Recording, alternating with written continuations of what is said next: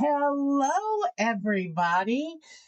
I just realized it's December the 7th. So I think that's Pearl Harbor Day.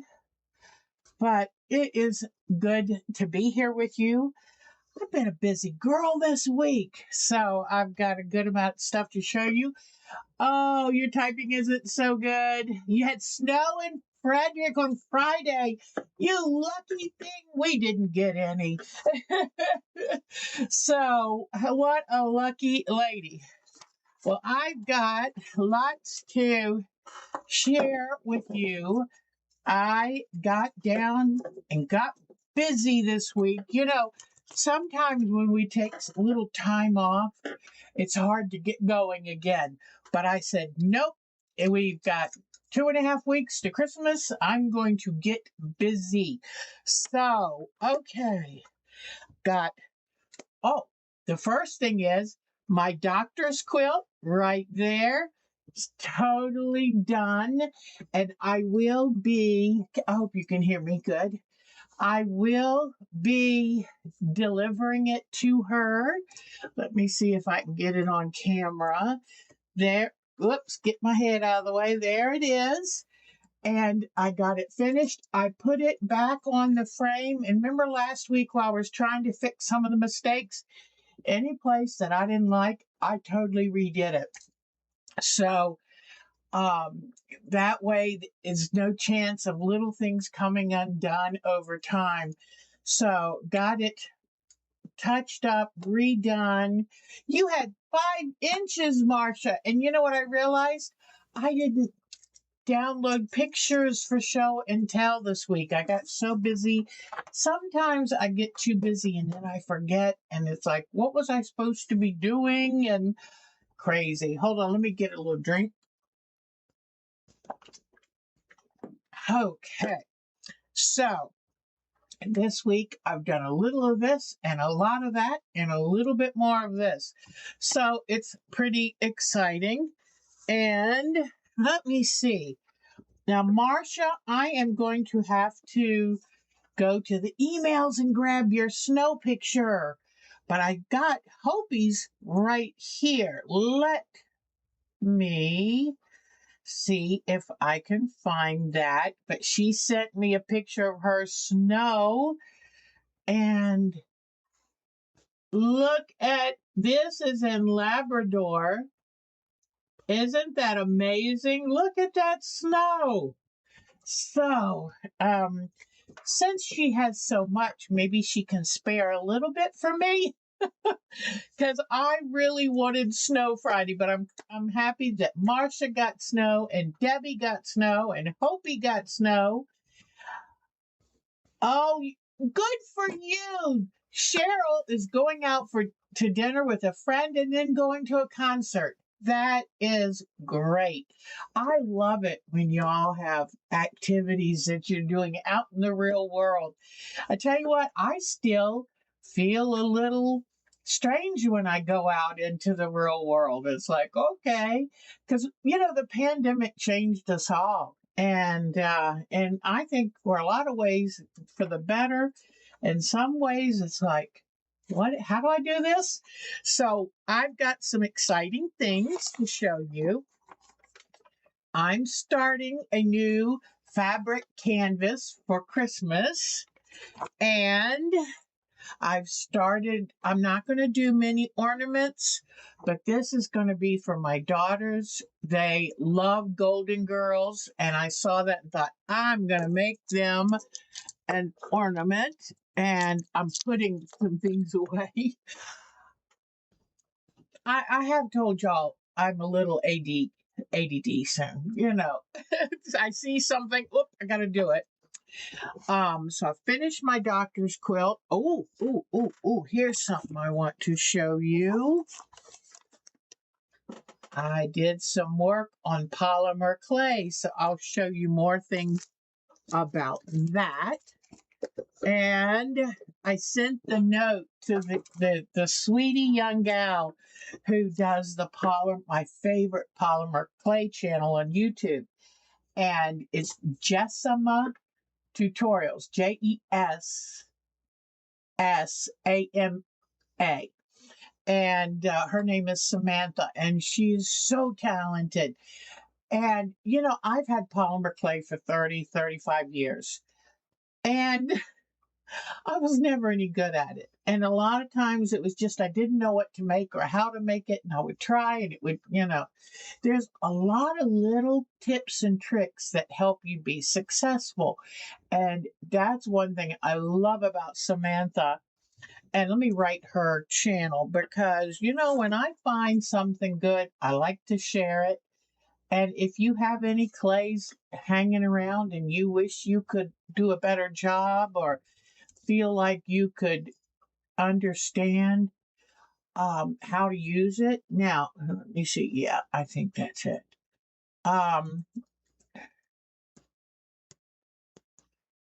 Jessima Tutorials, and she's from Australia, but she's such a good teacher, and it's really helping me understand. And she is so prolific. She puts out a new tutorial every couple days. I mean, it's amazing. So I wrote to her to thank her. I said, "There's a 69-year-old woman in the USA in North Carolina who's so grateful for your videos because they really do teach me how to do the clay, and she really takes care of you. She has from beginning to end, start to finish, tips and tricks. Oh, I love the name Samantha. That is so nice. And then I've done a lot of work on our fall landscape. Cannot wait to share with you what I've done on that. And then we've got the Christmas canvas. I'm very excited. I've already started work on it. And in fact, I am going to have to get my iron. I've started to push my iron out of the way, but we're going to need that. So I hope you are doing well. And I've taken down my fall decorations, but Debbie is a lot more productive than me. I haven't yet put up any Christmas decorations. We have a day that it's going to be warmer because it's been chilly. I know we've had this polar vortex down here. And, but Wednesday we're going to have a reasonably warm day. So I told Mark we're going to get the Christmas tree that day. And I've never had an artificial tree. Mark has tried to talk me into it, saying, "Honey, it's so much easier."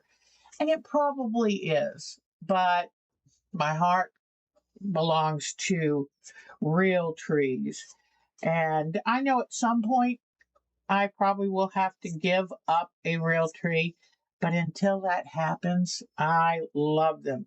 I used to have a collection. You know how you cut off the bottom of a live tree so that you can keep the tree absorbing water? Well, I used to have, I'm preparing something for something we're going to do today, but I used to have a collection of every single slice I had taken off a tree. But somewhere in life changes, I lost them. So, don't have those anymore. But I love the smell of a Christmas tree. And I put gobs and gobs of lights on it. And then I love to go in and sit in the evening and just in the dark with just the tree on. And it's like, oh, I just love that. So Mark is not as big on Christmas, but we talked about it and he's willing to help me get things set up. And I'm very grateful because you know what? I don't like getting up on ladders anymore. So we're going to work it out to where it works for both of us. I want to send our best to Ukraine. Russia's still acting up. And, but you know what? These people, this is ridiculous how long that this Ukrainian war has dragged out for. So I don't know about y'all. I'm getting sick and tired of it. So let's see. So the Dr.s quilt. I finished the binding, got it all bound. I had to make binding for this much space because I was that much too short. Got that done, got it put on. Then I went through the front and back of the quilt to pick up stray threads because there's always little things that when you're quilting it that, can act up and you end up going, where'd this come from? And so I get my best seam ripper and I just sit and I go over the quilt with a fine tooth comb. I keep my safety pins by me. So any little place where I go, oh, I need to go back over this. Because sometimes the machine will skip a stitch or you go too fast or slow or you get a little wiggle and you don't like the way that looks. I try not to I try not to aim for perfection, mainly because I can't achieve that, but also I don't want to get bogged down in the minutia so that I love creating a lot. So I have to do this balance between careful work, good enough work, and get it done. So, because it's always better to get it done. So anyway, but then I put it back on the frame and then I went back over those areas again, gave it one more check all over and handed it over to Mark, who now I love him being retired. He is in charge of laundry now. He took that on himself. I have not made him do anything. And I told him in another life, he's going to be a great homemaker. So, anyway, you won't believe this. Sorry, I got to brag a little bit, but I love seeing him find his new life momentum. He put in all new LED lights under the cabinets in the kitchen. And he used stuff he had. He had to buy 2 transformers because he wanted to make sure they were really safe because they go under the cabinet. Oh my gosh, it's beautiful. I will take a picture for you next week. The new transformers will be in, but he had the LED, a reel of LED lights, and he doesn't throw away anything when it comes to wires, electronics, anything. So he just goes into his Mark's magical workshop and pulls out what he needs. So it's really cool. So anyway, I'm always looking around for ideas to make things for my family. And my daughters grew up early in their adult life, loved the Golden Girls. So I saw a picture of this idea and went, I love it. And so I copied, cut, and pasted, sized it to the ornament that I knew, then found some trim to put around the edge. And so far, I think it's got 2 or 3 coats of the triple thick. So it's got a nice finish on it. But I'll sign the back and date it, and this will be for my daughters. So I just thought I would show you inexpensive little things that you can do that I hope will mean something to them.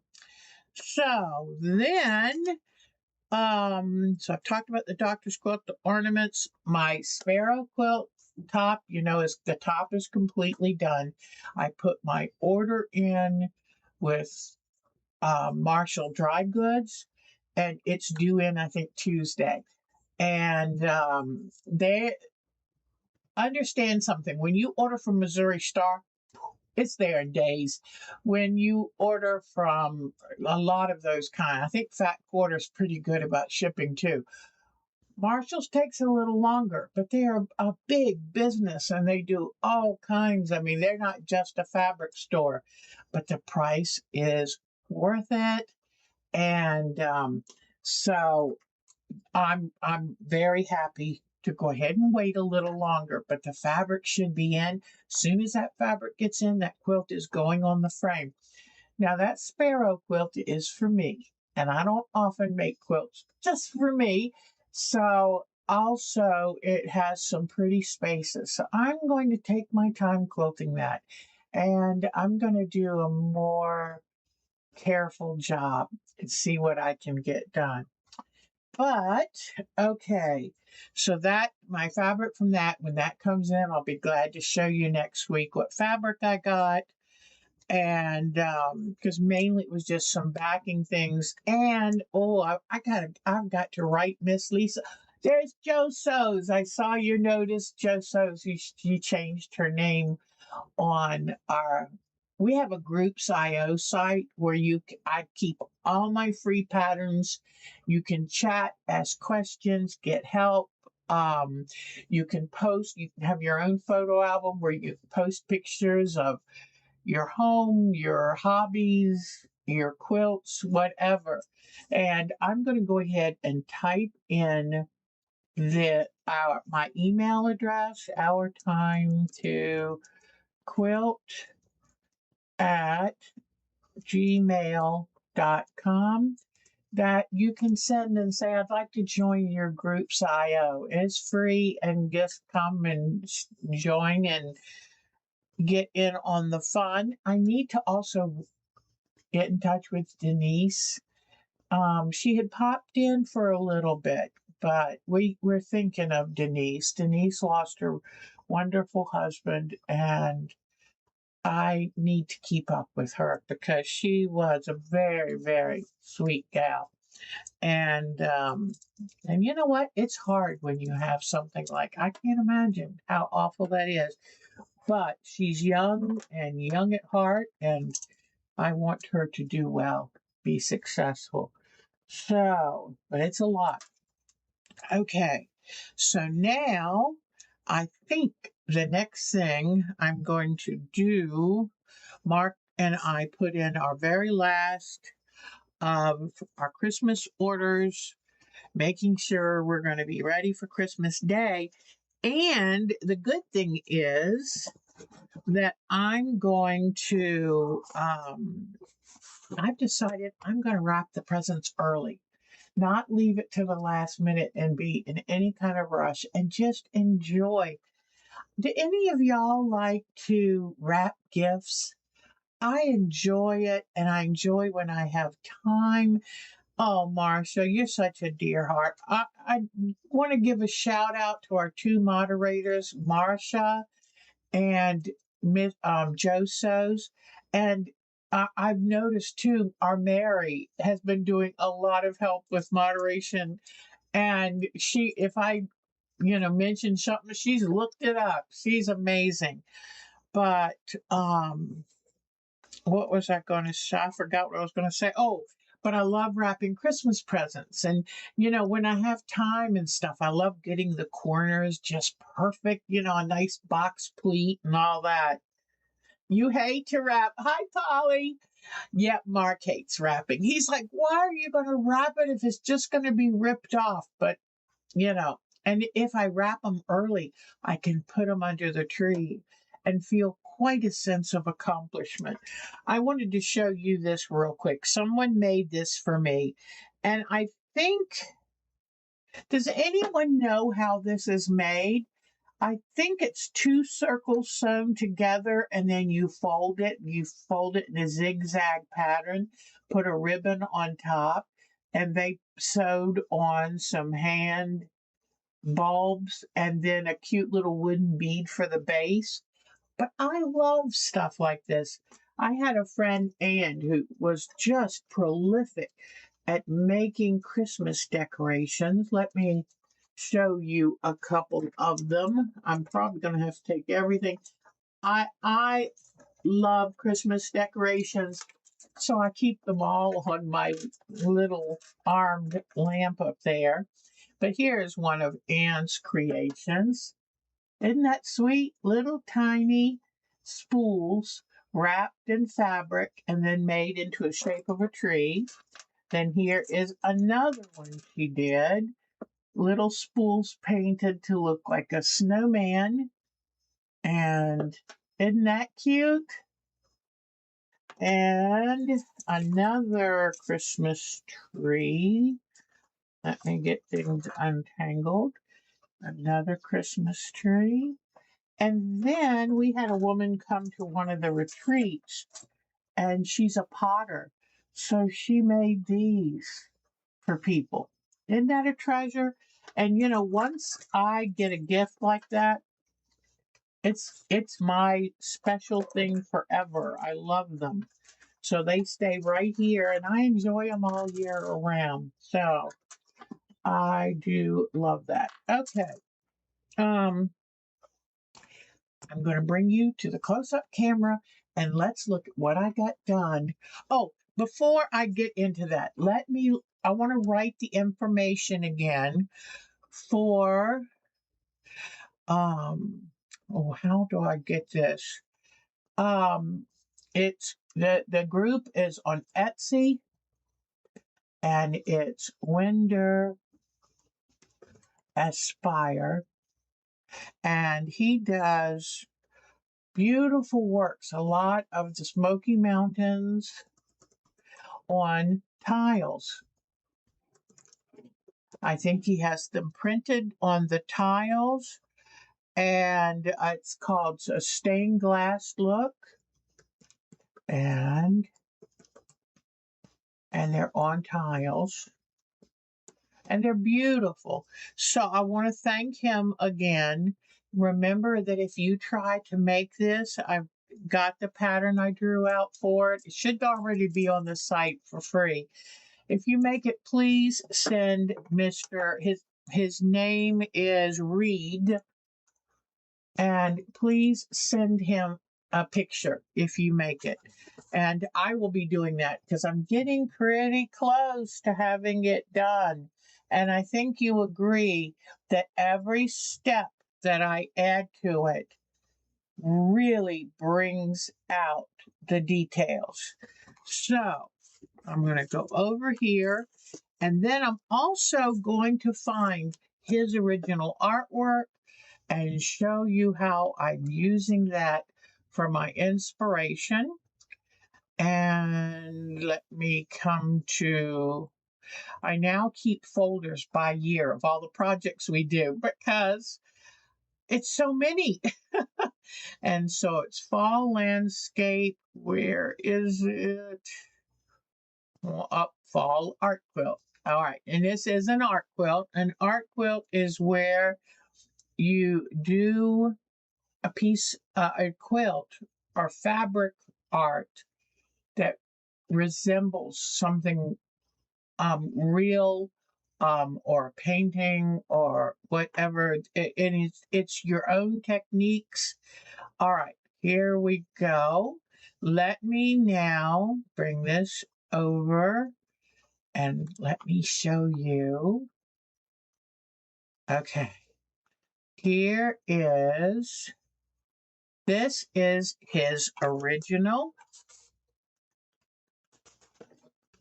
That's Reed's original, and I just loved it. In fact, yeah, there you go. Now you can see the whole thing. And these are all the mountain ranges with a little bit of sky, and then look at this wonderful sunset in here. It is just beautiful. Now, I drew up my own pattern and did it to size, the size that here that I've made it. Now let me come to, here's mine. And I'll show you what I've done to help it look more like Mr. Reed's. Now, it's never going to look exactly like his. Paint, you can achieve a clearer, often brighter look, because when you do it in fabric, it has to really reflect what you have in your own stash. At this stage of my life, being a retired senior citizen, I try not to buy fabrics unless it's a specific quilt that needs that fabric, because I've been very fortunate. Since I've been quilting for 35 years, I've got a considerable stash, and I try to use my stash. This is going to be a smaller inner border right here, and I'm going to frame this as if it were a true painting or work of art. And so this will be about this is going to act like if you were to have a painting framed, this would be like the mat board. And it's just a little like refreshing light neutral before you put the darker, more accented frame. So now what I'm going to do is show you. I've gone in and I've trimmed up the edge of the quilt. Hello, our Mary. It is so good to see you. I was complimenting you on your job of assistant moderator. Lately you've been finding such information for us. So I came in with a few more colors to soften this look. I'm kind of sorry now that in trimming it up I had to lose a little bit of this, but I love it. I also came in here and did a little more thread work, and not so much that you can't see the fabric underneath, but enough to really give you that feeling of the texture of this tree. And I think this does. Now, right now you're seeing all the threads, but as you move up, do you see then you just kind of get texture?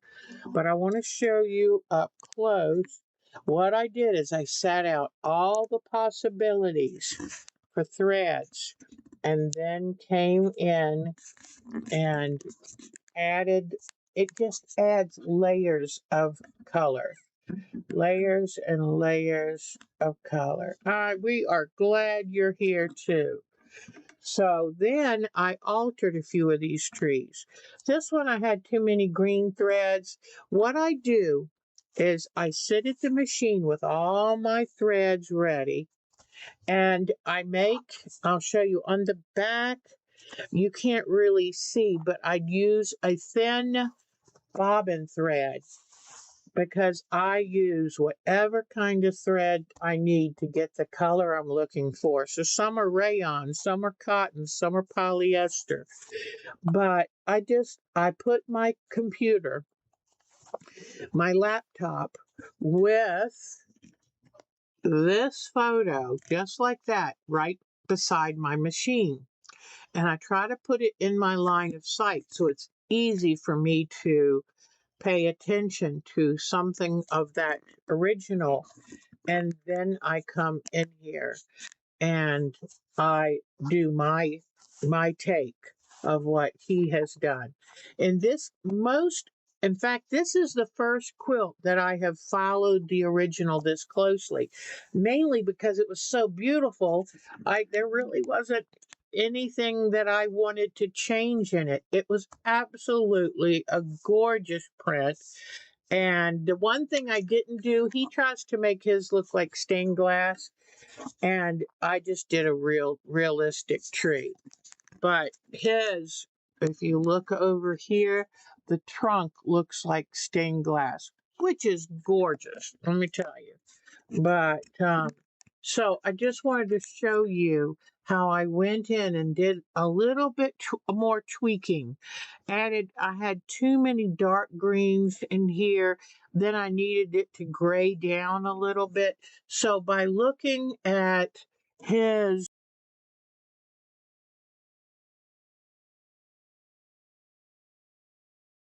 just hold on,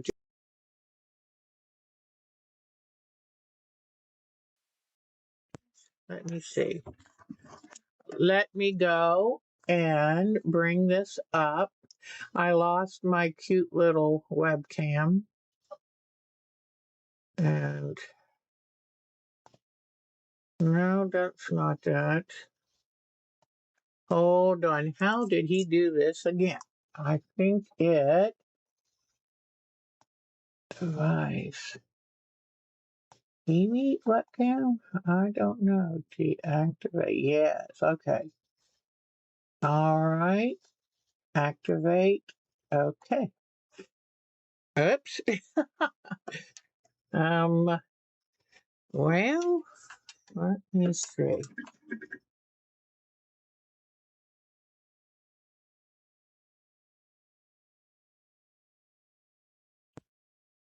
I'll come back to this. Now, let's see.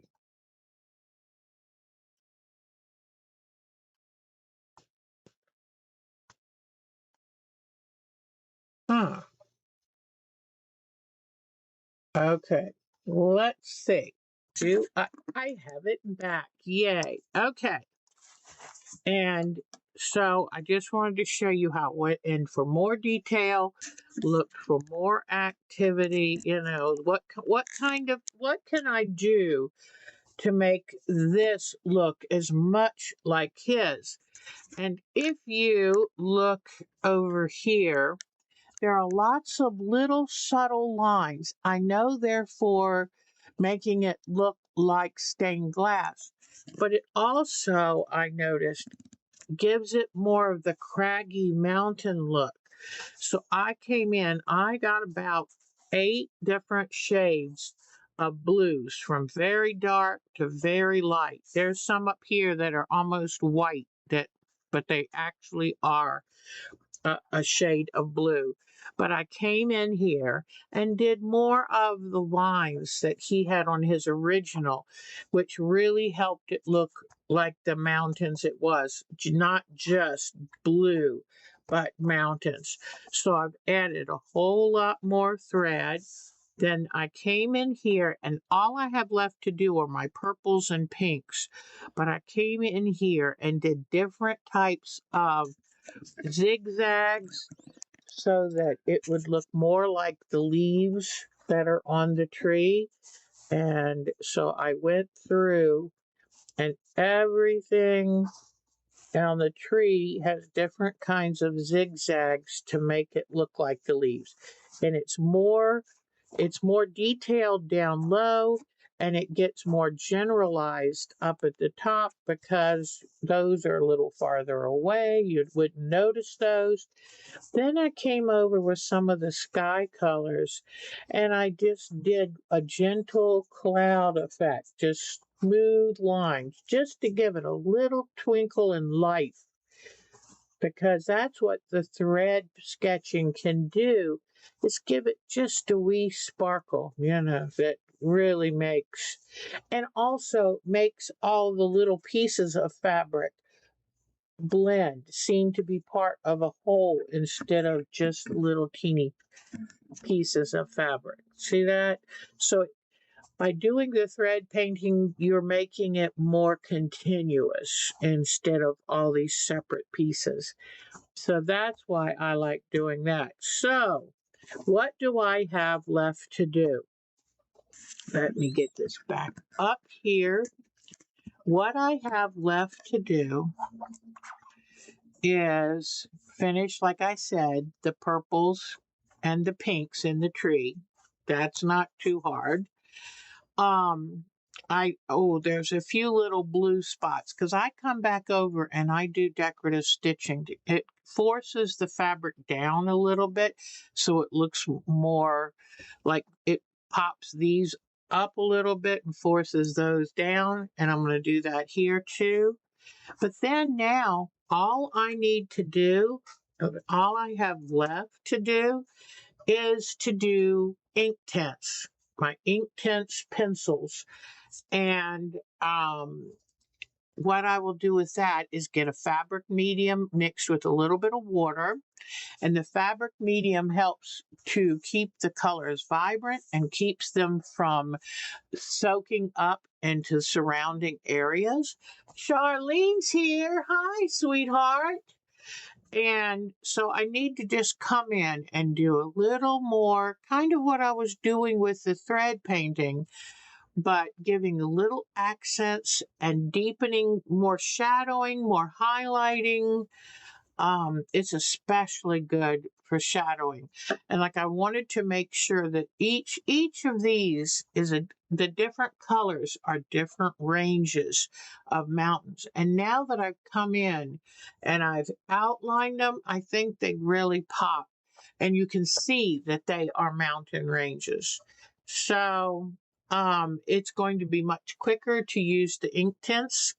And ink tints is a dye-based permanent watercolor that you can use on fabric. And it's really wonderful to give that little extra, that oomph, because I know that I'll try to find one of my early pictures.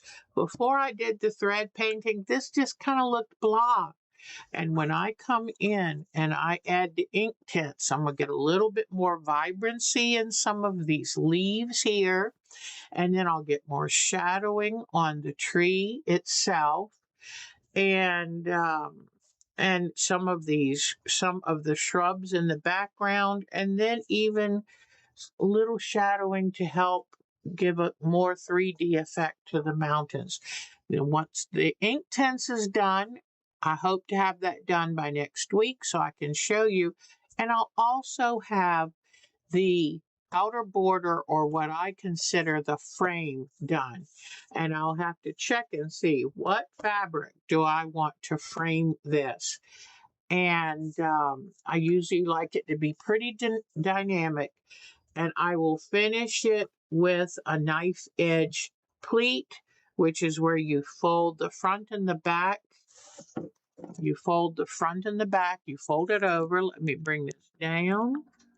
You fold it like this, and in the back you do the same, and you put them together and you do an invisible slip stitch, and it just gives a very clean finish.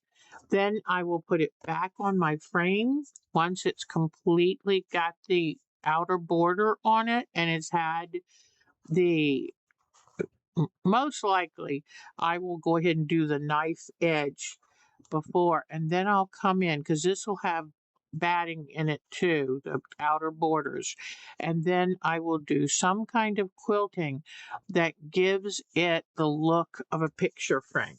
Okay, so then I will have that. This piece of artwork will be done. I will take a picture of this and I will send it to Mr. Reed.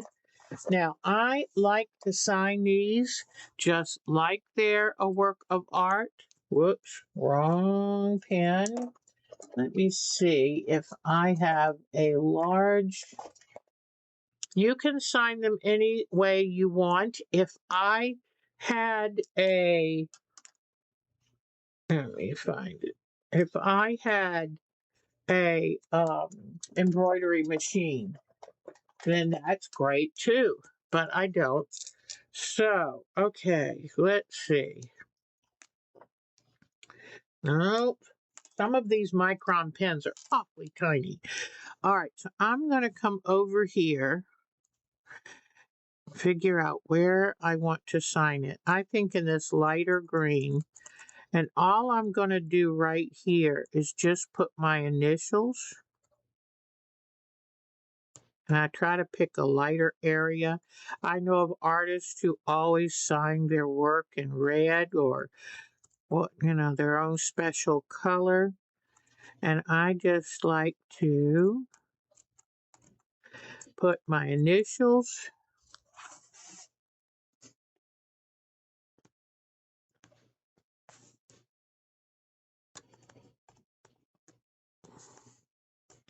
I like using micron pens because they don't run like Sharpies.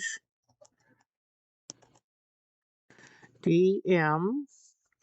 And then I'm going to put a tiny 25. I also put the year of when I did the artwork. Okay. Now, I only do this to my art quilts because I like to treat them just like you would treat a painting. So DM, and then this, let me get one of these finer pens and make the 25 very noticeable, and a little 25. Okay, so there it is. And I just make it subtle, but I do like to put it in there. Right. So now we know where we stand with this, and it is just about there. I love that the sunset is coming out so brightly. And one more time, let me put this camera back away and let me come back to the main camera, and I'll hold it up for you one more time. But I'm always trying to make sure I have it in the screen.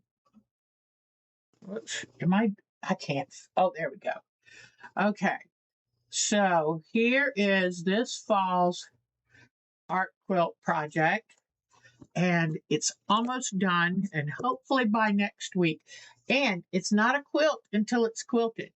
Now, once I put it together, I'll quilt the frame part of it, but then I have to go over in the quilt itself and quilt it. And what I sometimes do is quilt it with the monopoly, the monofilament made out of polyester.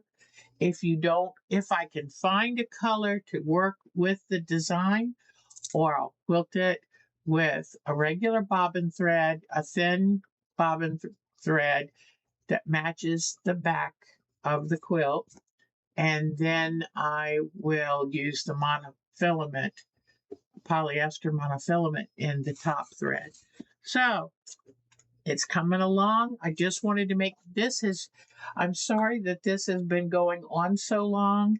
I've been pretty busy, and art quilts can take some time. They just need attention. And I don't know about y'all, but I find that thread painting takes a lot of concentration and a lot of thread choices. To me, it's a good level of work, but it's usually worth it. Now, what I wanted to do is show you really quickly some of the early photos. Oops, why is this doing this? Okay, so now let me try to find some of the photos. That's the original. Now, it's brighter than this screen is making it look too. But let me see. I think this was one of the early ones. This has some thread work on it, but not nearly as much. And do you see what I mean about it's just kind of half finished? It looks a little too soft and amorphous something. But let me go. Let me see. Where is one of my early? Oh, look at this one. Now, think of where it is now versus this. Look where I'd see how I just color blocked it in here, but it just doesn't seem to have definition. Whoops. Am I showing it? Yes, I'm showing it. Doesn't seem to have definition. You can't really quite tell their mountain range. The leaves are just kind of there. The ground, there's no foreground, background. Look at the tree. Yes, the fabric gives it a little bit of definition, but nothing like it looks now. So this is what I tell you. When you're working on a project, they can reach a point where you think, oh, gee, that I'm not liking it. And I remember when I got to this point, I thought, I am not doing Reed's work justice. But I said, Deb, just remember, it always goes through an awkward stage, and it's your finishing techniques that make it come alive. So I think you will agree that the thread sketching adds a tremendous amount of texture and character. So what design will I use? That is a very, Holly, you asked the best questions. Most likely, let me come to one of the newer ones. Let me put this out. Now, I think I okay, I know where I hid one of my newer ones right here. All right, oh wow, just look at the difference between this one and the first one. Okay, and then when I put ink tints, it's going to be different still. What I probably will do when I quilt it is you need to quilt it every few inches, but I'll try to kind of just do a very gentle back and forth, just a little gentle like I do in a sky. Something that's not going to compete or take away from the work I've already done. And in here, I might just outline these trees, and down here, outline these trees like this, and then go around some of the different landforms just to make sure that every 3 to 4 inches I have some quilting. And then around here, around the base of the tree, along this part of the ground, along this part. When it comes to the tree, I'll probably just run. These leaves tend to kind of lend themselves to these shell looking structures. And I'll probably just follow some of these horizontal shelf of leaves carefully. So that way it's quilted, but it is not competing. I do not want to compete with the work I've already done. Oh, never be afraid to ask, because I love answering your questions. And I might just kind of come up here and kind of do an oval around the sunset just to kind of, put an accent. But I with an art quilt, you never compete. You're not going to add anything to the picture by quilting it. It's just a matter of making it that 3-part sandwich. It's not a quilt until it's quilted.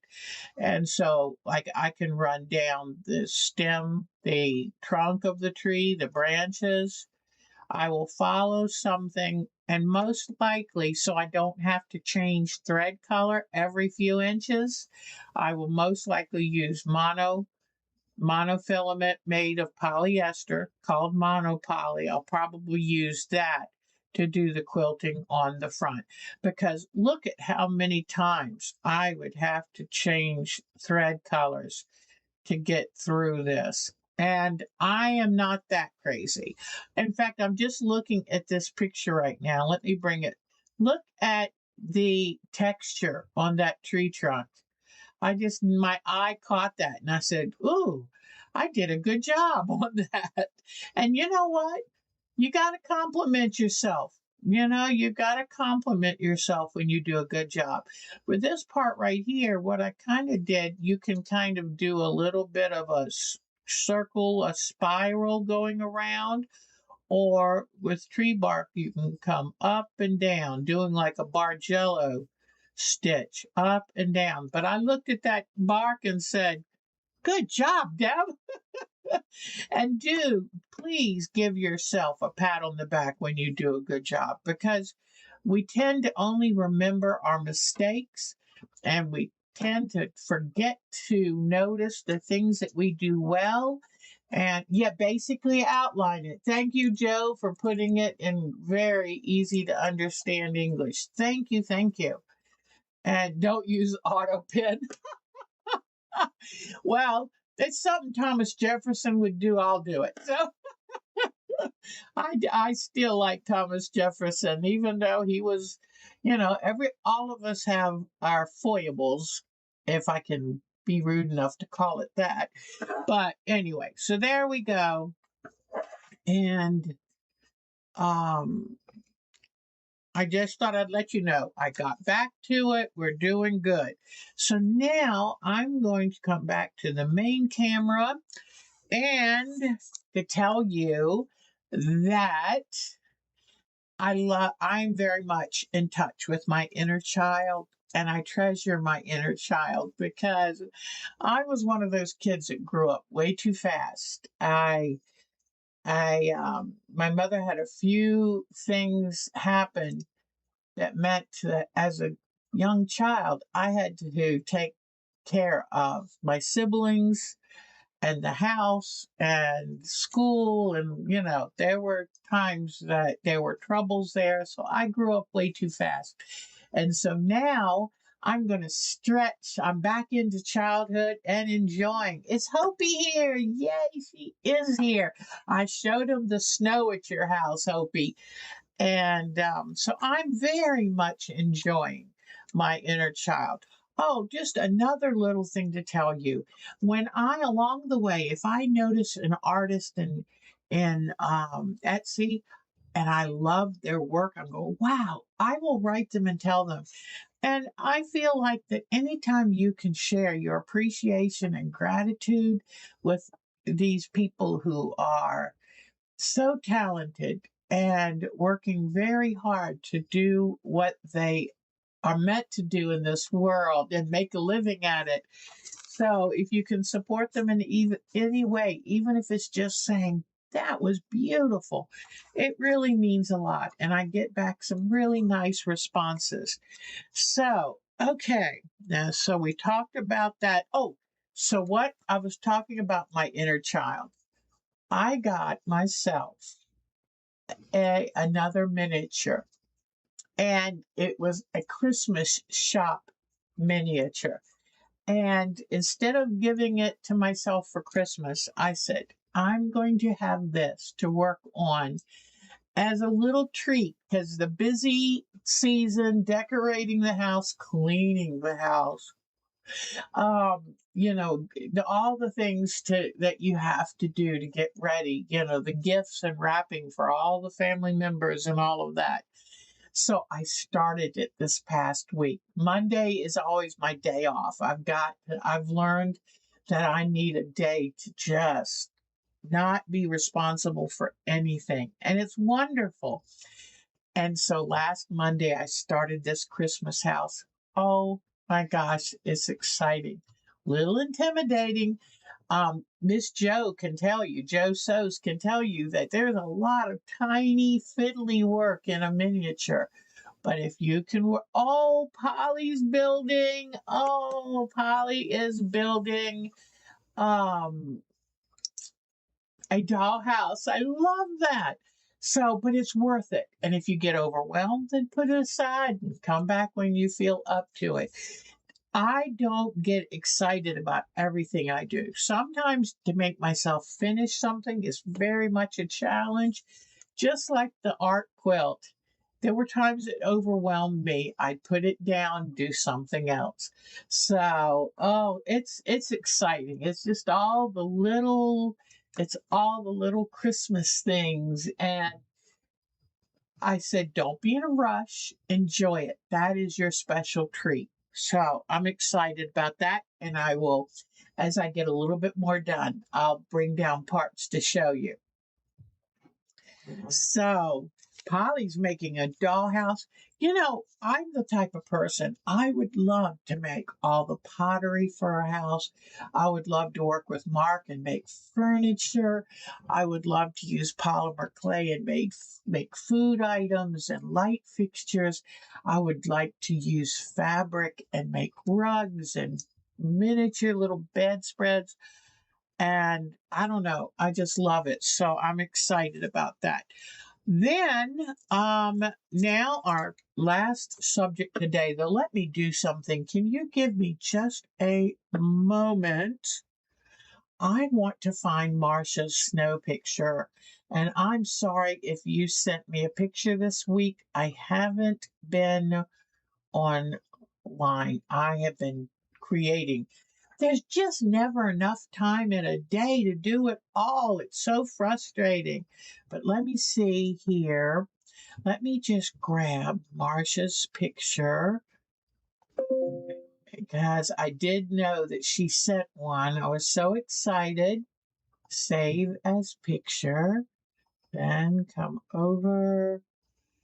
I have to talk myself through this. It makes it much easier. And I'm going to come here and then find show and tell and go put it in Marsha's folder and show and tell. And when you send me pictures, I make you your own folder. So let me put snow. So it takes me just a minute, but it's so worth it if I can share pictures that you took time to send to me. All right, I think I don't see any new ones, but I hate to say this, I didn't go check on site. I've been so busy, I'm sorry. But anyway, okay, so at least I have that. I'm pretty excited about it. Okay, let me then close this out. All right, so now, before I go to our very new project, I love making holiday items on canvas with fabric. It's so easy. But first, I'm going to show you a little bit of Tuesday. I told Mark, I want to work on polymer clay.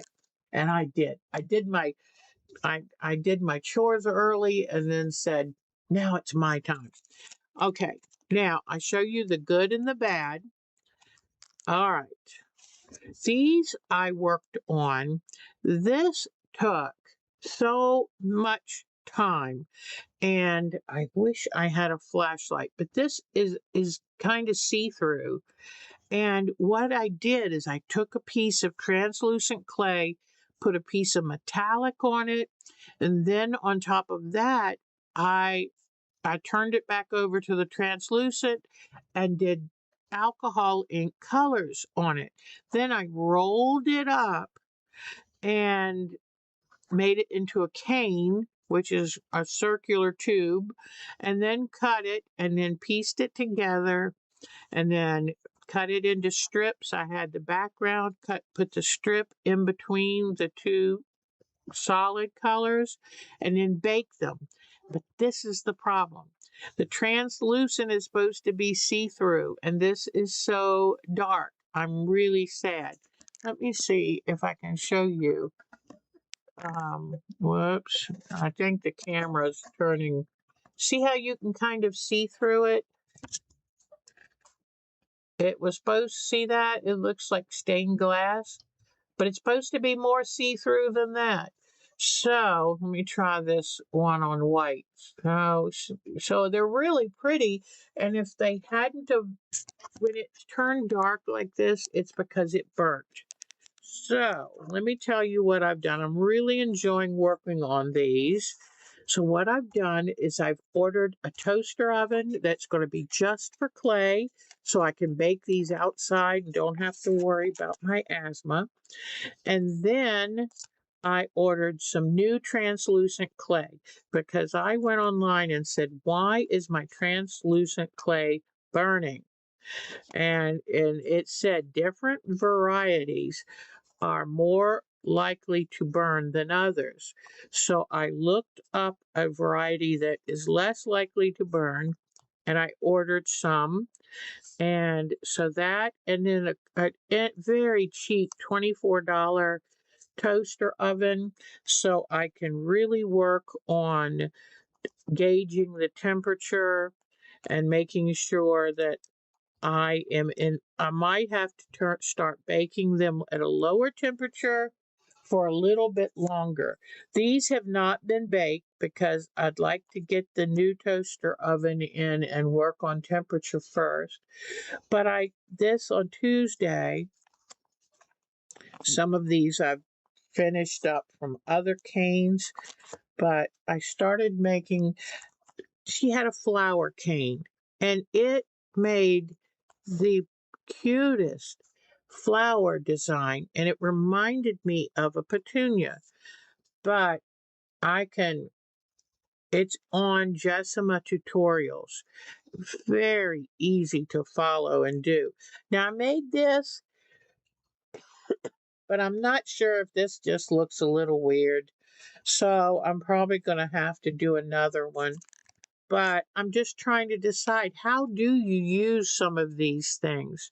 So here's like a pendant. And I just loved how on the end of the canes, when I would roll them to thin them, they would make this shape. So I actually made some three-dimensional little flowers. But you just have to work on it and play with it. Here are the pieces, the scraps left over from these. And I rolled them into beads where I can make bracelets or a little beads to go on each side of the pendant that I put on a necklace. And I did the same thing with this design. I call them petunias. They look like petunias to me. And I even made a cane to go in the petunia, but guess what? It didn't work out. It just turned to kind of, the color got lost. I put purple with a translucent yellow, and the purple overwhelmed it. So then I came back with gold and yellow mixed and put little balls of clay in the center. So if you want to learn how to do this, go to Jessima Tutorials. I'm just showing you what I'm learning along the way. But if you look, you can see these are definitely overcooked. And I want to get it right because no sense taking all this time. There were so many steps in doing this. And this is on, now Jessima's, her violet is wrapped in a baby blue, but you can see this on her website. All right. So I just thought I would show you that. These are the things that I do that keep me excited about the longer projects, like the finishing the Dr.s quilt and finishing the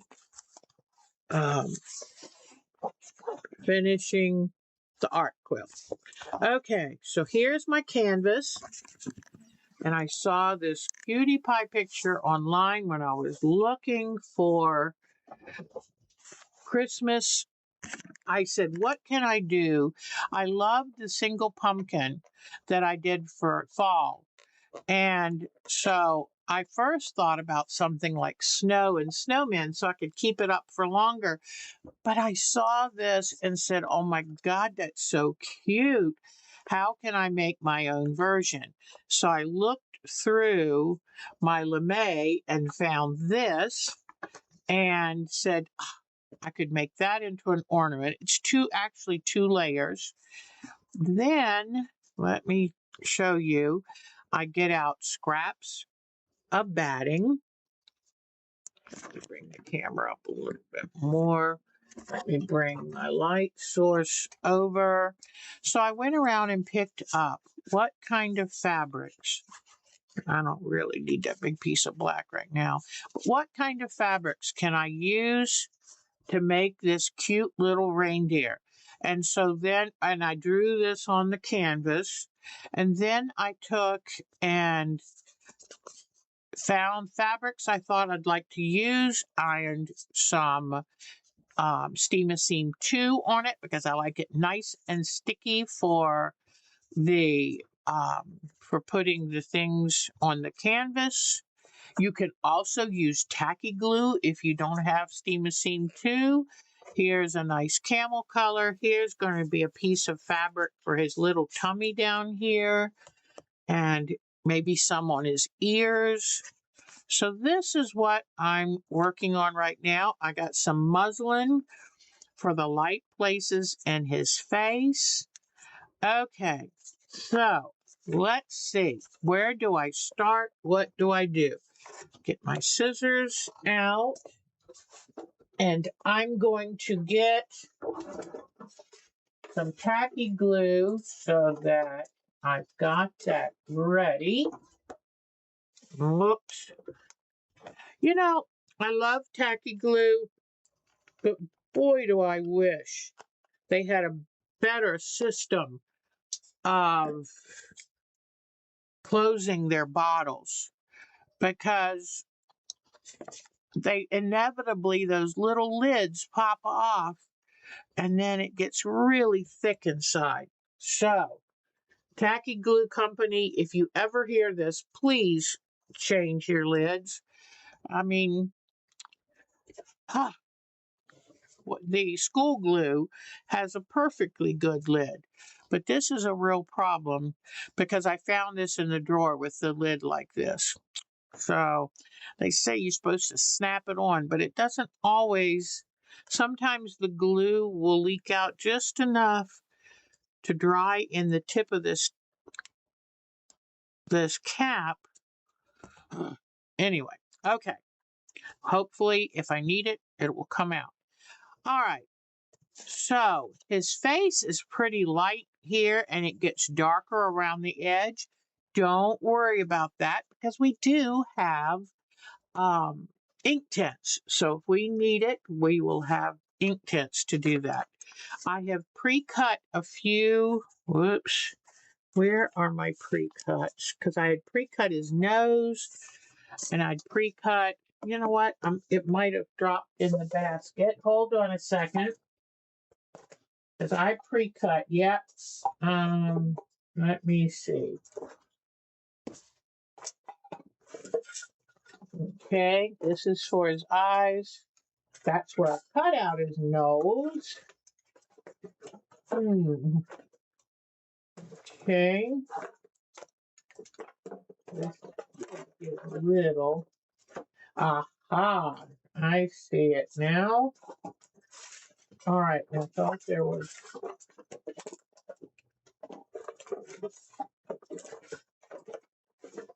All right. Here's his nose. Okay, now, if you notice right here, I have put batting under this ornament to give it a little bit of a 3D effect, okay? One thing I should have done is when I drew this, I should have made a pattern that I could cut the fabrics out with. But I was in such a hurry that I didn't. But let me do this real quickly. I think that if I put this light underneath, I'll be able to see through the canvas and make my own pattern. So let me try this.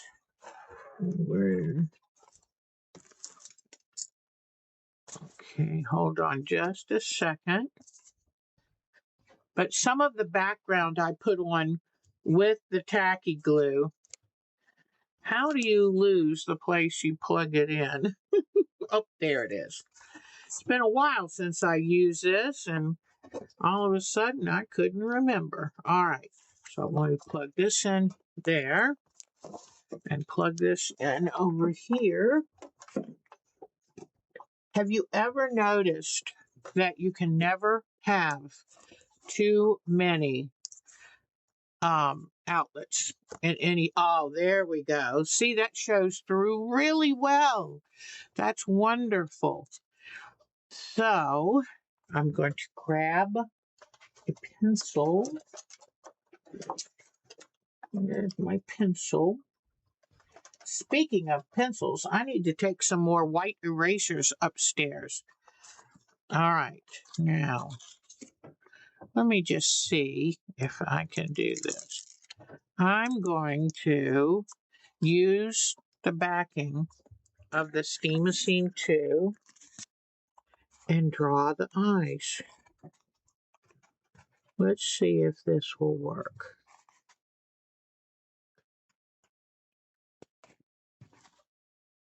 And I found it's really hard to get the expression right. All right, so now by doing this, putting it back on there, then I can come in and I'll have this to cut out. All right, so that component here is the nose that's going to go right here. Now, one thing I'm going to need for this nose is to have padding to go behind it. And so what I do is I'm going to cut one piece the size of this pattern. Okay, so let me get this really quickly.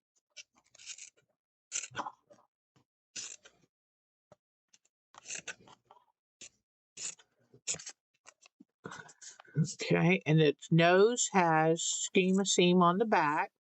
And I like Steam-A-Seam 2 for this because you can position and try it out and take it off and try it again. And so, and what I did this time, I did this differently from doing the pumpkin, is I put the background down first and then tried to cut out based on what I could find behind. I would put glue. I used glue for all of this. And I put tacky glue down, but not glued it where the drawing was, and that way I could tell what part to cut out. All right, so now I'm going to make this slightly smaller than the pattern that I just cut it out from. Okay, this is the first layer, but it has to be smaller than the other, because what I'm wanting is I'm wanting that little cute puffy nose shape to come out. So making sure that this really did come out smaller. Let me do a little bit of trimming, because if I didn't do this a little bit smaller, then it would not help give this little shape. Okay, so now I've got one, I want three. So now what I'm going to do is I'm going to come in here. I'm going to trace around this nose. This is how I do any of my puffy shapes, especially if it has any curve to it. All right, so I drew that shape, but I'm going to cut smaller. I'm going to cut well inside that line by at least 1/8 of an inch. Cut around that shape, but do not cut on the line. Cut less than the line. And you will see why it really, really works. Because it's like, how can you make something look oval or round? This is how you do it. Now, so this, if you see, is smaller. And if not, then trim it. Trim it again. Okay. And I want it a good 1/8 of an inch at least smaller. Now, it's smaller, so I'm going to take it and lay it down here and draw this. And each time I use the smaller one to draw the next one.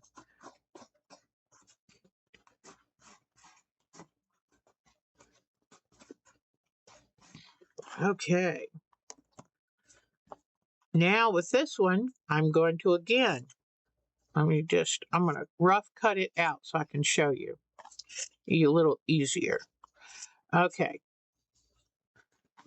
So now I'm going to come in and cut this one almost 1/4 of an inch smaller than the last one.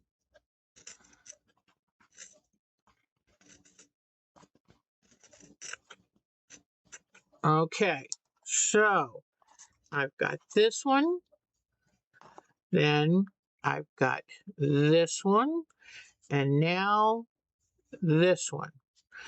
So, do you see how put it in the screen, each one steps in from the one before. Then I take my glue, and eventually I'm going to glue this down too, but not yet, because I think it'll be easier to put the face pattern on. And then, it'll be easier to put the face pattern.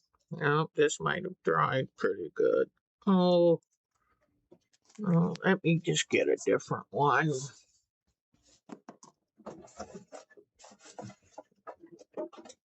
Thank goodness I have more than one. This one still had its lid on it.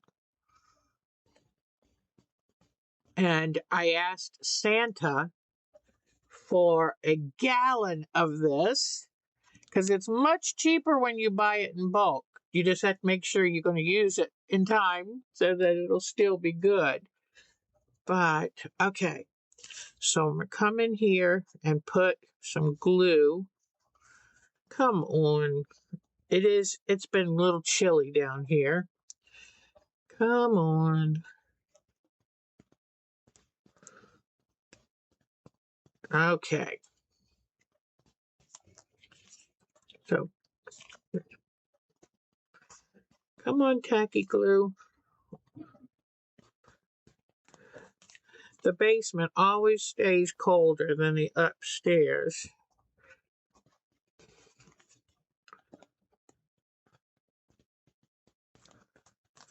I could use school glue, which would come out much easier, but I really like tacky glue because I need it to hold and hold fast. Okay. I'm just going to do a slight trim up here where it's a little closer than I'd like. Okay. Now, I like to clean up these little spots of batting because they stick to everything. All right, so what I'm going to do now is put this in place. Looks like I might want to do a little trim up on here. You know, batting any fabric, it's not like cutting cardboard where it stays that shape. And messing with it, sometimes you can stretch it out a little bit. So feel free to come back and just give it a little tweak. All right, so now see what I've got. By doing this shape and putting this over it, you're going to get a cute little nose. Okay, it's going to curve over.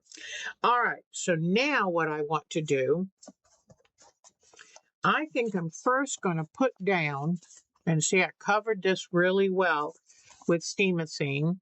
So I'm going to put down his face in the muslin, and then I can add color to it after. And I'm going to make it bigger than what's showing because I made the blue so that it would be able to fully cover the face. Now, okay, let's see. I guess I'm checking to see how much overlap I got. And yeah, it's about 1/4 of an inch. So let me go back and double check.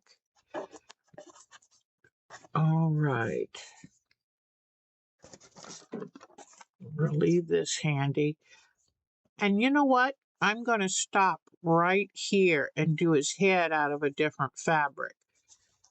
Okay, let me get it a little closer. This is important to try to get it the way you want. All right, so I'm going to just cut out this part right here.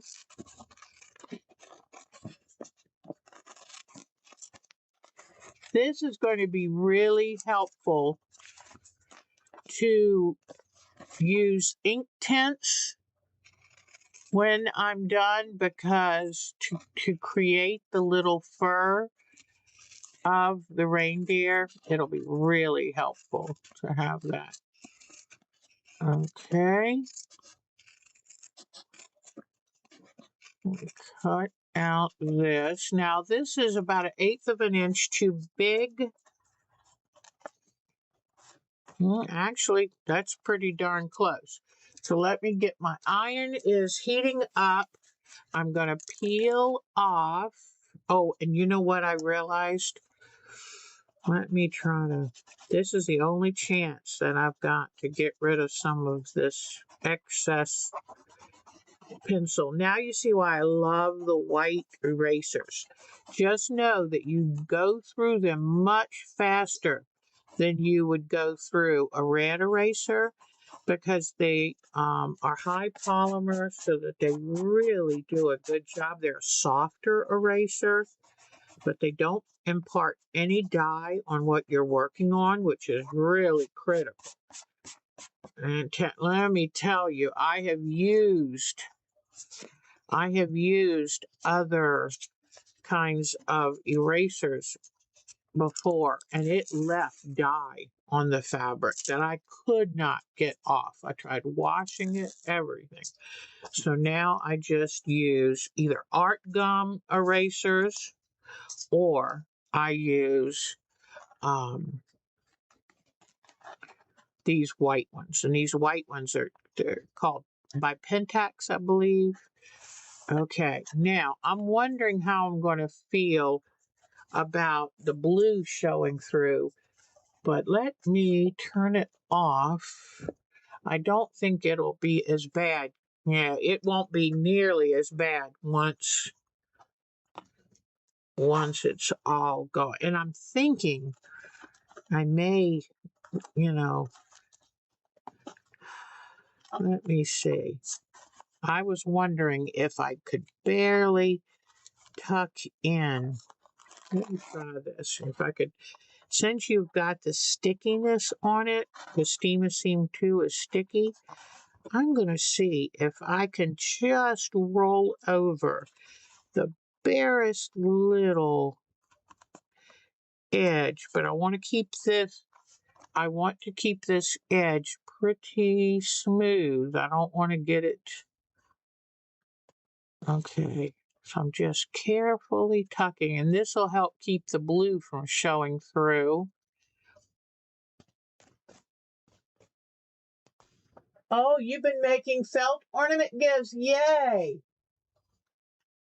Oh, yeah, I love adding little 3D effects. Anything to, like where I've got this ornament for him, I'm going to, where was it? I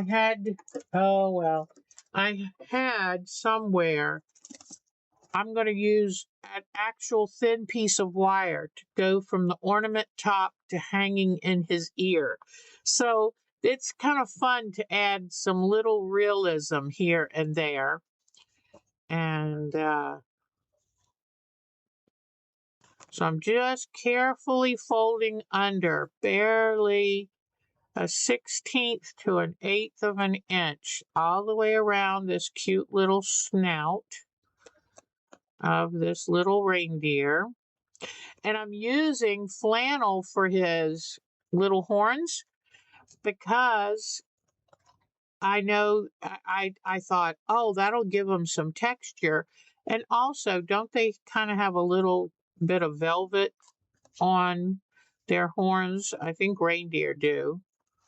So I thought that would be cute. Now, since I'm tucking this under, it may be a little tricky to get this very edge to lay down well. I'm not worried because I can come back in with a little paintbrush and I can just put a little glue under it and then push it in place. So, okay. Is anybody watching Ken Burns' The Revolutionary War show? Oh my gosh, it's amazing. Now I'm going to stick this in place, but I'm not going to iron it until I have some of the neck area put down, because this will probably be on top. Oh, although, I'm not sure. All right, so now I have to put this in place so that I try to cover up everything I can. And if I'm a little shy in one area, then I might have to take and put a little patch of fabric back there. I had to put in a little patch over here. And these are just, this is just for me to have to hang on the wall to enjoy. Now, if I were doing this to sell or enter in some kind of show, then I'd be a lot more concerned. But this is just for me. Okay. Let me, okay. Let's see. All right. That's cute. And I'm not going to iron it down because I may tuck in some fabric. So that's going to be his cute little face. Then I can now take and glue this padding down.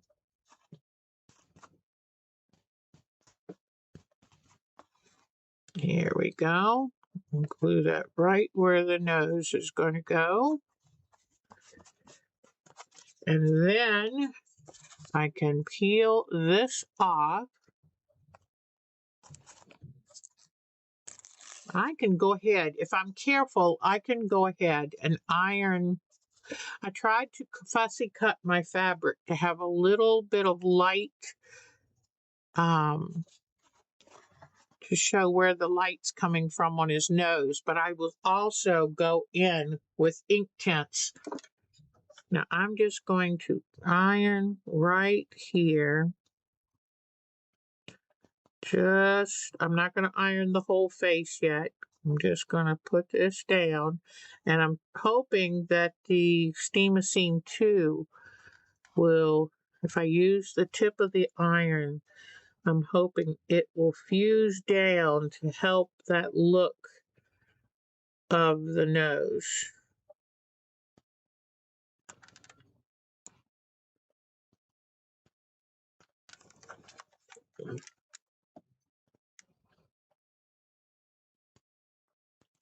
But I really do love making these fabric canvases because there's easy, it's like being a kid and playing with construction paper and glue and scissors, except it's fabric and fusible and scissors. Oh, it's holding down for the most part really well.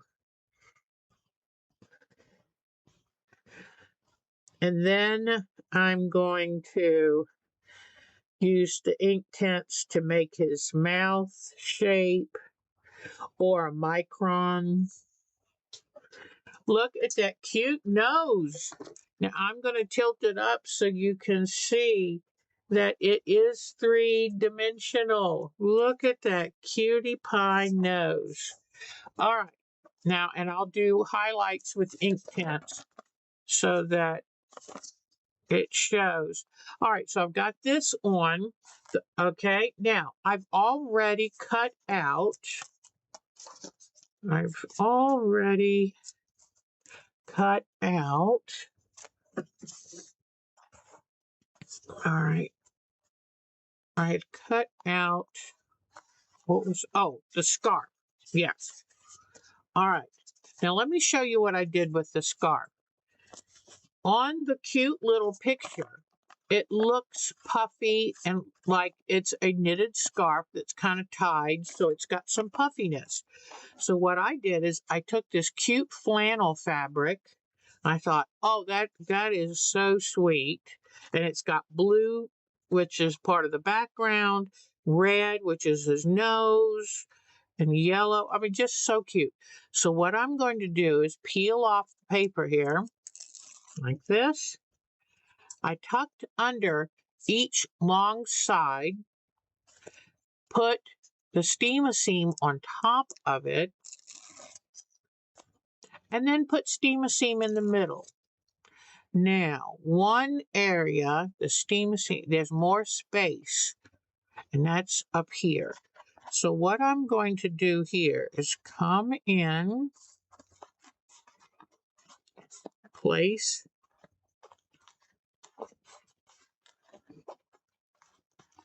I like being able to tuck that in. Placing that, then I'm going to come in and puff this up, putting the next line of Steam-A-Seam right where the crease is. Let me get it just the way I want it. You got one chance to do fusible. Okay, there's the next sticky part like that. And then this sticky part goes like this. Okay, now, I love that it sticks pretty good at first. All right, so now I'm going to cut it a little bit longer than I need it, but I want to trim it. I want to be able to tuck it under, but I want to trim it so that when I go to fuse it, I won't fuse anything I wasn't intending to fuse. Okay, so here's his scarf. We're cutting along here. And see how the Steam-A-Seam holds it? Okay. All right. Now, what I'm going to first do, I'm going to tuck in these edges in a minute. Not right yet. I'm going to take and put a little tacky glue where I folded this edge under, because where I folded the edge, the fusible is now holding the fold. So I'll need a little tacky glue to put this in place so that when I iron it, it stays. Whoops, I'm sorry. I'm not showing y'all. I'm sorry. I got to get better at this. Okay, so here is, I put this down near the edge. I've made the few little folds like this. And now I'm going to bring in the iron and iron only where I want it to fuse, because I want the ends free because I have to do something different with them. But this is just fun because it's playtime, you know? So now, do you see how it looks folded? So now what I'm going to do, I want the edge to stay puffy because a scarf would be nice and thick around his little neck. So I'm going to come and tuck this under to give it some fullness. And I'm going to come tuck this under because he's standing at like a little wall. So let me tuck this under, under, there. Okay. Whoops. Come back. Okay, good. Good, good, good. All right. Now I will iron this down. Be careful of that lame. You don't want to burn your lame.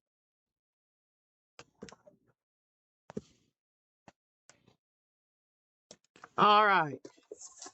So now, since I've tucked it under, I will now take and put some tacky glue right along that. And tacky glue along here. So it's kind of a mixture of fusible and tacky glue.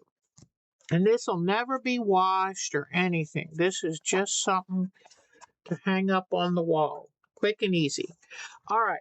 So now what I'm going to want to do is come in here and do his little arm and part of his little tummy and this part of his little tummy. So where is the fabric that's supposed to be for his tummy? Let me look. Probably. Let me turn this back on. Oops, come on. Oh, I unplugged it.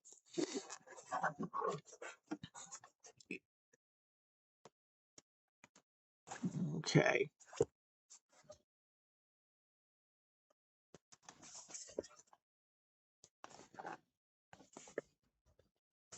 All right.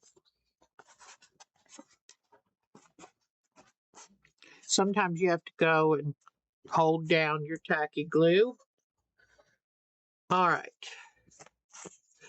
Here's for his little tummy.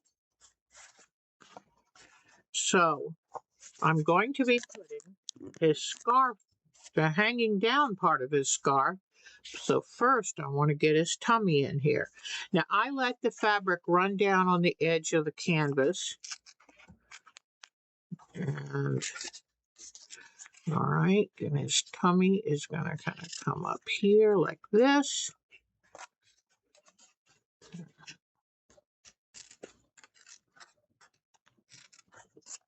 Okay. Here's his tummy. And it's going to stop right here.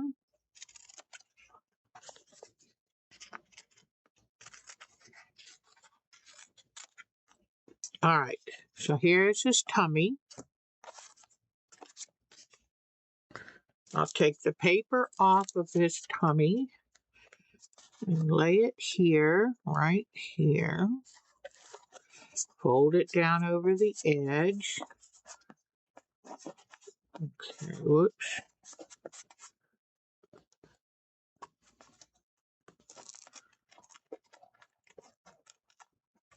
Let me do a little bit of a careful trim here. The good thing about fabric on this canvas, if you cut something a little short, sometimes you can stretch that fabric out. And let me iron it over the edge. Okay, so there's his tummy. Now I'm going to want a piece of this. Whoops. Okay.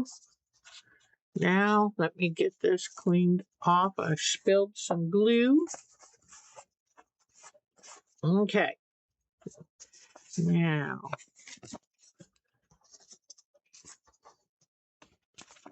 this is going to be part of his arm and his side. So,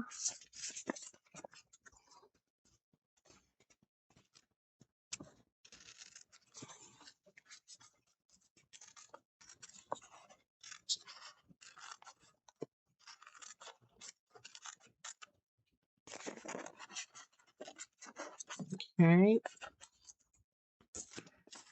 This is going to go right here. Right. All right, so let me take off the paper real quickly. And it would be easier. Luckily, I can kind of usually look and know where I'm cutting, but it would be easier if I had cut done the drawing and made pattern pieces using the light box. Use drawn pattern pieces. But we learn as we go. Okay, so now here is this part, and I think I'm going to put a part of this over here as well. And I want something darker, so I'm going to cut from the darker part right here. All right. Now, since this is going to be covered with a scarf, I don't have to worry if these fabrics overlap each other. The only thing I want to get good is right here, because I want this fabric to stay underneath where the edge of the scarf is going to be. Okay. And all right. And if anyone wants me to, I will draw up a pattern of this and put it on our website. All right, so now I have to find the part of the scarf that's going to hang down. And I want to make sure I hadn't already cut it out, but I haven't. So, whoops. What did I fail to do here? This is supposed to come this way.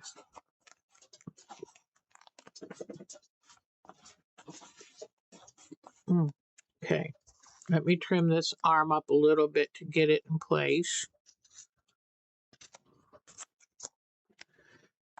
All right.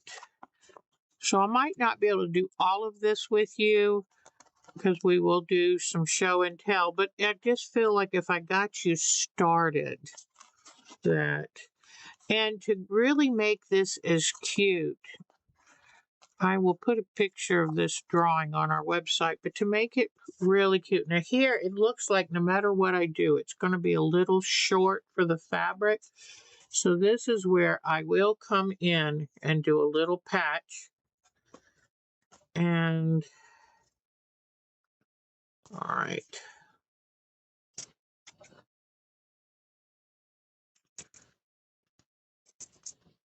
A lot of times if I put a patch in, I'll put a wavy edge so you can't, so it disguises that it's a patch.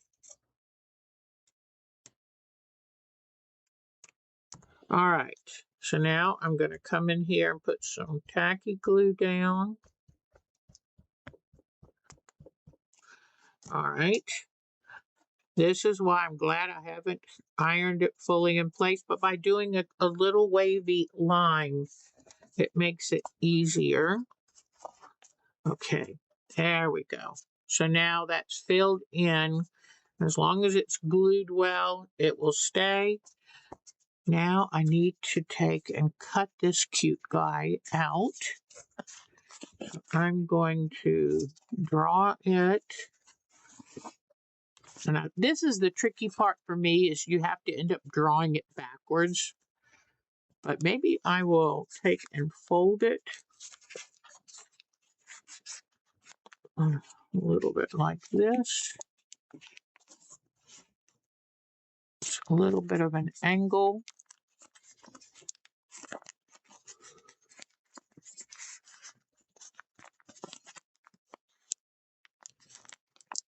Okay, an angle like this.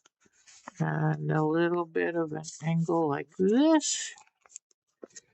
Oh, I need to open up his tummy right here too. Hold on, let me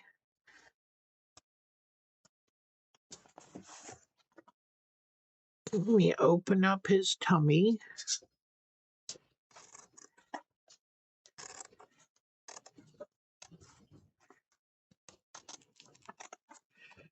Okay. All right, good. Opened up his tummy. Then this will come here, and this will come here, like this. And it will come about right here. All right, I'm going to trim this off a little. I don't want that much fabric to be under the fold, although it will give it a little more fullness. And in fact, since I have leftover batting, this is a very good time to put a little piece of batting under it, so it makes it look like it's a little loose and full. Okay, so I'm going to give a little bit, 2 layers. I'll come in here and glue this down. Oops.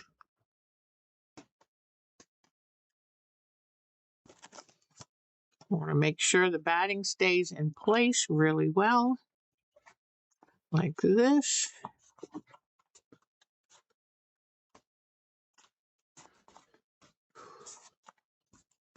All right, let me stop the batting back about like this. All right. And I think 1 piece might be enough. Let me see. All right. Then I'm going to take off the paper on the scarf.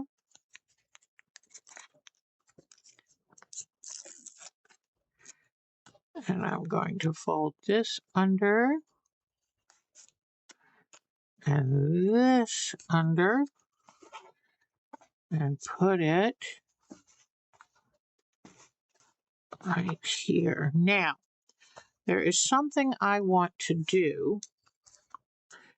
I'm going to make this. Let me see. All right. So what I'm going to do, I'm going to fold this in half so I don't have to make as many cuts. And I'm going to cut up about a 1/2 inch from the bottom of this scarf to make it look like the fringe on the bottom of the scarf.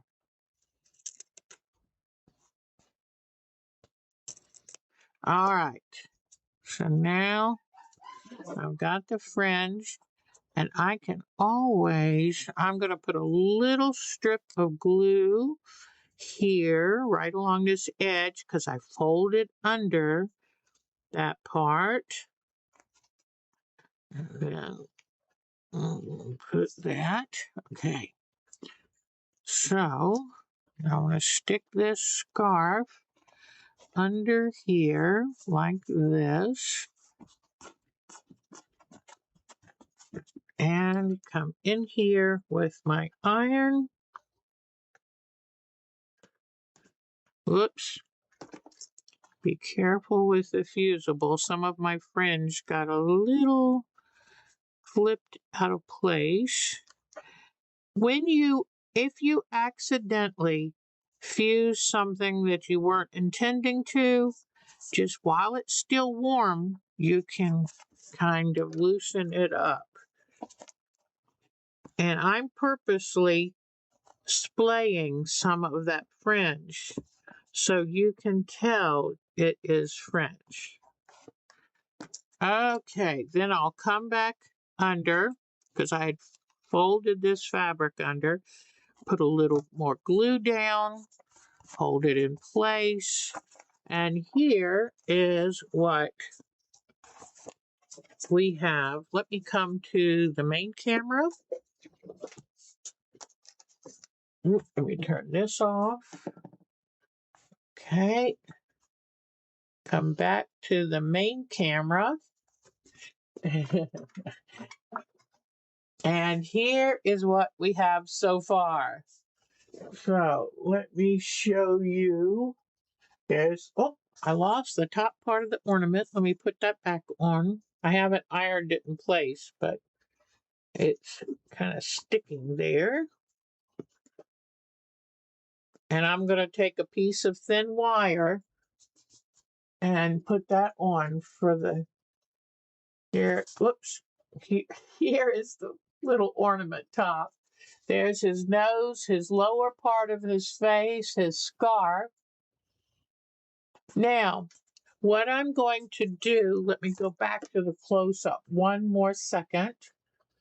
Detail close-up. Okay, I've got these other fabrics, and close to the edge of his face, how it darkens out, I can always use ink tints, or I can come in first with a little bit of this fabric and kind of go around a little darker brown, but come around the end, and I will draw it so I can know exactly where it fits.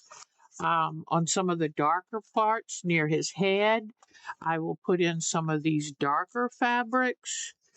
And in fact, the fabric I had for his tummy, I may use some of that on his ears. But I'm just going to piece it in to give him that cute look. I think the scarf is definitely a hit. I think his nose is definitely a hit. And then I will come in here. Now, where did I turn this around? I'm looking for my micron pins again, but I will come in here with my micron pins and probably some ink tints, and I will draw in that smile.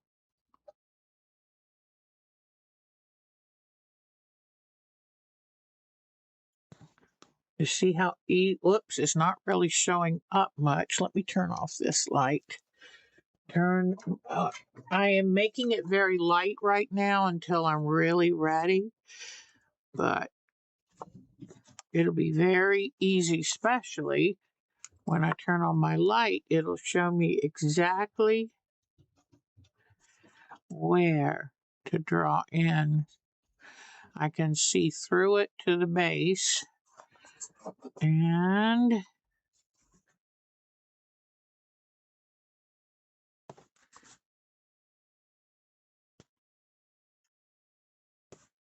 so this is just the tentative drawing in, because understand this is permanent. So once you put this here, you'd have to rip off the fabric to start again. Oh my goodness, it's not showing up. Okay. There. See it? So you see, he'll start to get more and more. If this weren't on canvas, I would use a hand embroidery stitch. But since it is on canvas, I'm not going to sew through the canvas. But I hope you see the little scarf and see how easy it was to do. and how I made it look like it's got the fold. It does actually have the folds in it, and his puffy nose. And you're not liking the dark brown scarf? Maybe you think you wish it were brighter, huh? Well, I was looking through my wools for the scarf, and I did see they were all pretty much somber colors. And I thought because this had the different colors in it, it might be cuter. But I'll have to decide. Something brighter? Yeah, that might just work, hon. You know, and I could always test out a few of those. It's not that hard to pull this off if I wanted to do it. But I love how I put the puffiness under here. So, okay. Well, and I'll finish doing all the rest of his face before I make any of those decisions. I was using this. This kind of had more somber. It was more monochromatic. And so I was kind of following that, except I wanted a nice bright light. But anyway, but there we go. Next week, I will have it finished. And thanks for always feeling like you can share with me what your thoughts are on it, because a lot of times you guys are right, and it really will help me. So, all right. Let me go back up there. Okay, so now let's go to show and tell, see what we've got today. Okay. We're here, show and tell. Okay. And last showing of our wonderful Alberta's table runner. Alberta's over 80, and I just love, love, love how she's still so productive and creative. She's amazing. Okay, now go back to show and tell. And let's see, Miss Bonnie and her final finish here. I love this quilt. I love that shadow quilt. Really good job with the 3D look. Very, very good job.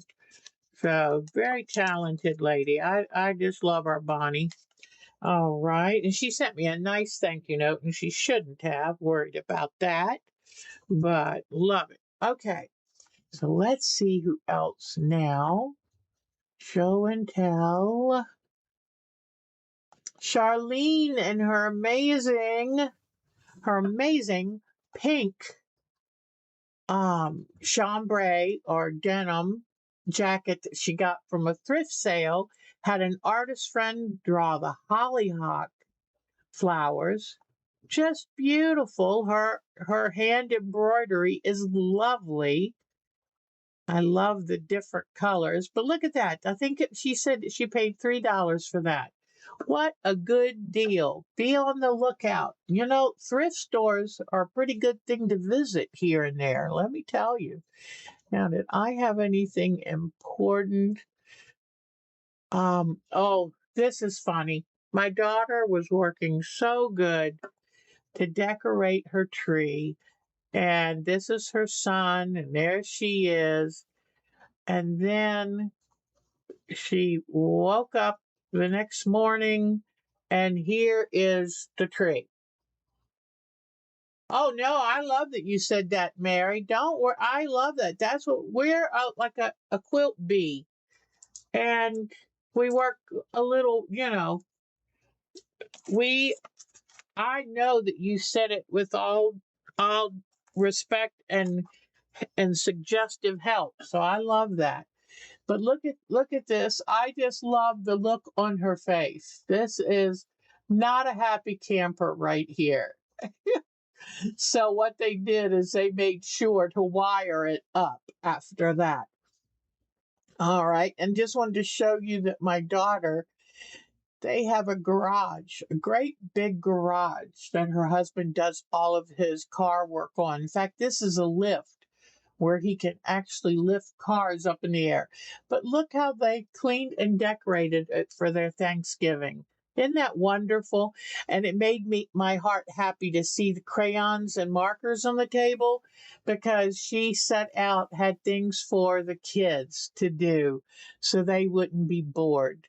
So I just love it. And then I want to show you my granddaughter who was an absolute wuss when they went to get the tree. Look at this. She's supposed to be in the prime of her life, and look at her. What a wuss. Sorry, Charlie. Just had to say it. Thought it was cute. All right. So I think that is it for me. Now let's see. I showed you Hopi's snow pictures. I don't think there was anything else. Let me see. No, I think, yeah, that's one of her wonderful diaper changing totes she made.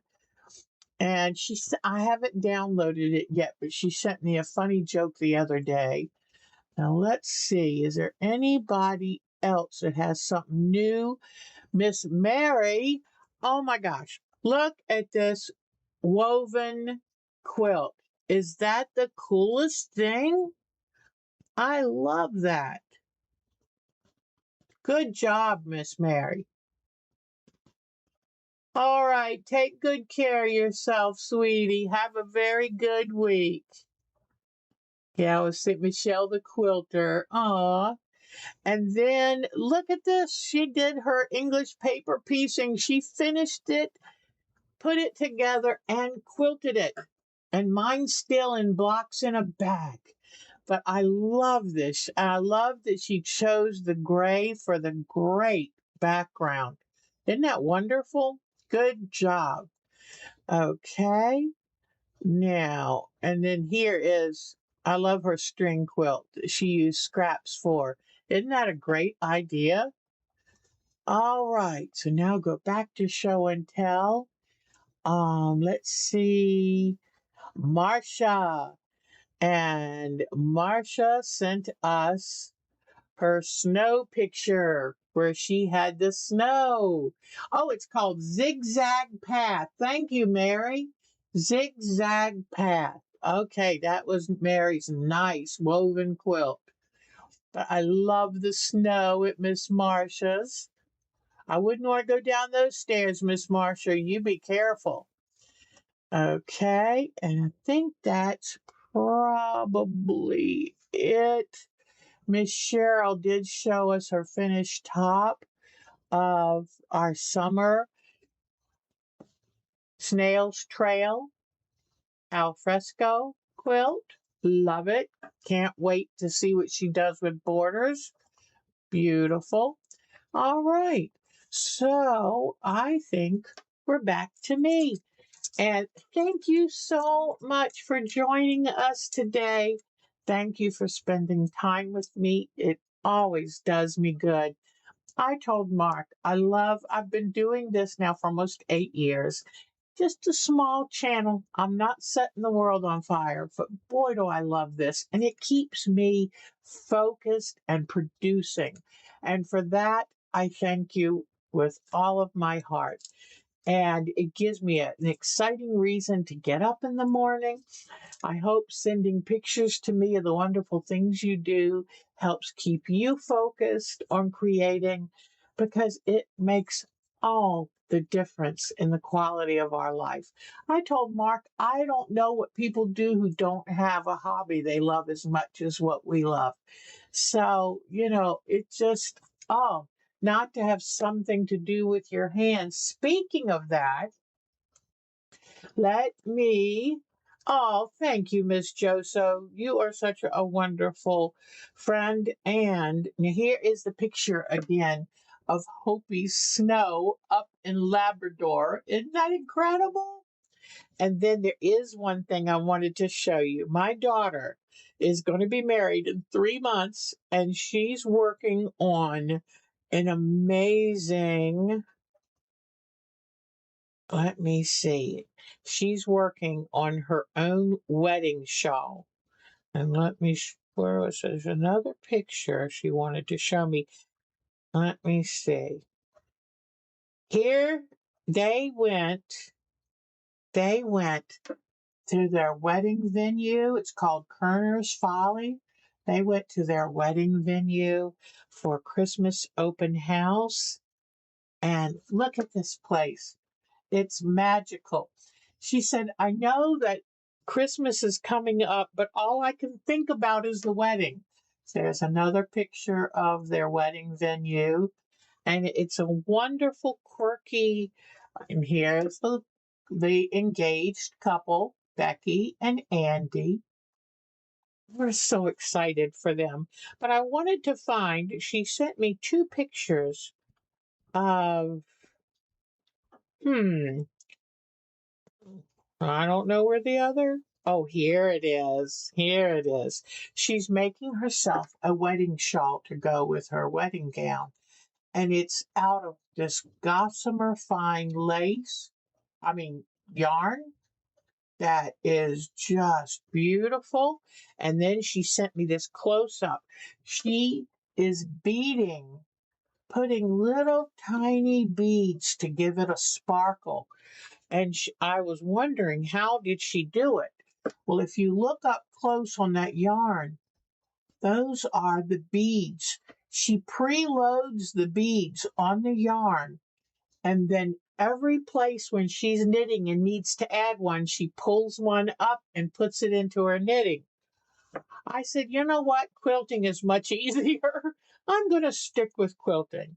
But all in all, there was one more photo. Hold on, if you don't mind. I'm sorry. I was going to show you my grandsons. They will be coming up. And they had snow. And here they are in their snowland. Look at that. Isn't that amazing? They live up in Maryland, up near Miss Debbie. So, and then here they are. They are watching, whoops, they're watching The Grinch and drinking hot cocoa. Isn't that what Christmas is all about? So, I love it. Okay. So there we go.